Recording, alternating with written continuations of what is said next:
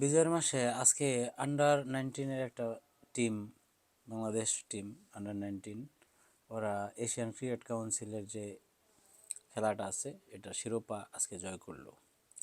তো এর পূর্বেও আমরা কিন্তু আমাদের যুবকরা কিন্তু যুব বিশ্বকাপ জয়লাভ করছে।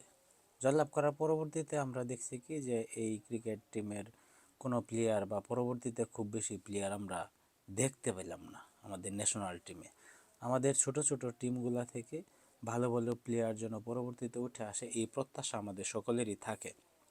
আজকে সংযুক্ত আরব আমিরাতকে খুবই ডোমিনেটপূর্ণভাবে একটা খেলা খেলা জয়লাভ করছে এবং কাপ বা শিরোপা জয়লাভ করছে বাংলাদেশ আন্ডার 19।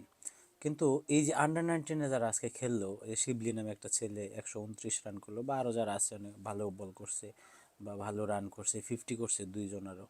তো আমরা চাই এরা যেন পরবর্তীতে আবার আমাদের ন্যাশনাল টিমে ফিরে আসে। তো কেন ফিরে আসে না? এর আগে আমরা যাদেরকে পাইলাম তারা কেন ফিরে আসলো না? আমরা শুধুমাত্র বাংলাদেশ ক্রিকেট টিমের যে মেইন টিম রয়েছে সেই টিমটা নিয়ে খুবই ব্যস্ত থাকি।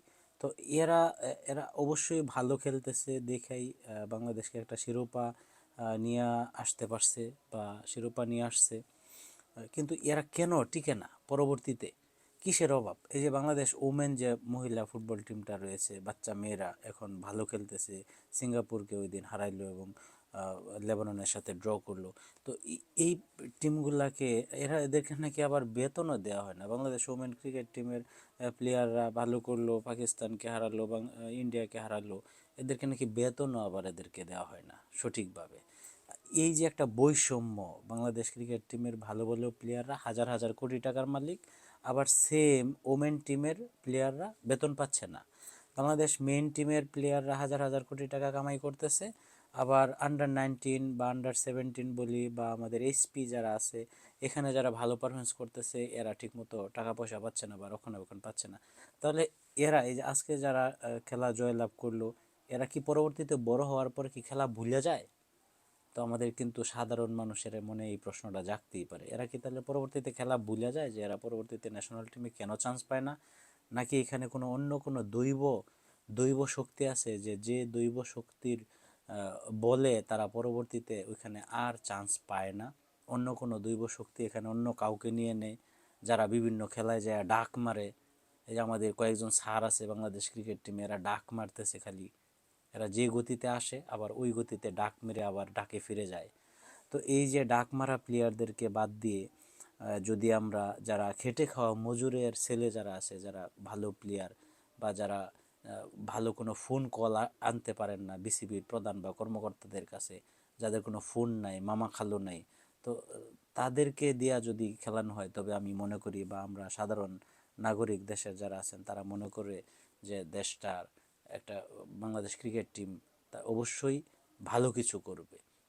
তো গত বিশ্বকাপে বাংলাদেশ ক্রিকেট টিম যে ভরাডুবি দেখাইছে 2023 ওয়ানডে বিশ্বকাপে, তো এরকম ভরাডুবি অন্তত আমাদের দেখা লাগতো না যদি যুব বিশ্বকাপে যারা জয় লাভ করছে যে সকল প্লেয়াররা, ওই প্লেয়ারগুলি কোথায়? কয়টা প্লেয়ার সেখান থেকে উঠে আসছে?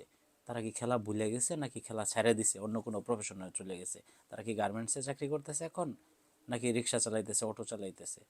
তো তারা যদি খেলা না ভুলে থাকে এবং আজকে যারা জয়লাভ করলো এরাও যদি খেলার সাথে সম্পৃক্ত থাকে, তাহলে অবশ্যই এখান থেকে ন্যাশনাল টিমে ভালো ভালো প্লেয়ার চান্স পাওয়ার সম্ভাবনা অবশ্যই আছে। আর যদি না পায়, সেটা সম্পূর্ণই বিসিবির যারা কর্মকর্তা আছেন বা যারা দায়িত্বপ্রাপ্ত ব্যক্তি আছেন তাদের কোনো অদৃশ্য শক্তি বা অদৃশ্য পাওয়ার চৌম্বকীয় শক্তির কারণে হয়তো তারা বিসিবিতে বা আমাদের ন্যাশনাল ক্রিকেট টিমে চাপতে পারবে না। আমরা সাধারণ জনগণ অবশ্যই এটা ধরে নিতে পারি। ঠিক আছে, আমরা চাই যেন আমাদের এই আন্ডার 19-এর প্লেয়ারগুলি পরবর্তীতে আমাদের জাতীয় দলের হয়ে খেলুক এবং আমাদের ভালো কিছু উপহার দিক বাংলাদেশ ক্রিকেটকে। কারণ ক্রিকেট দিয়েই বাংলাদেশ এখন ভালো কিছু চায় এবং আশা করে। ক্রিকেটের প্রতি প্রত্যাশা মানুষের খুব বেড়ে গেছে, বাড়াটাই স্বাভাবিক। বাংলাদেশের একমাত্র এখন খেলার উপযোগ্য হচ্ছে ক্রিকেট। Thank you.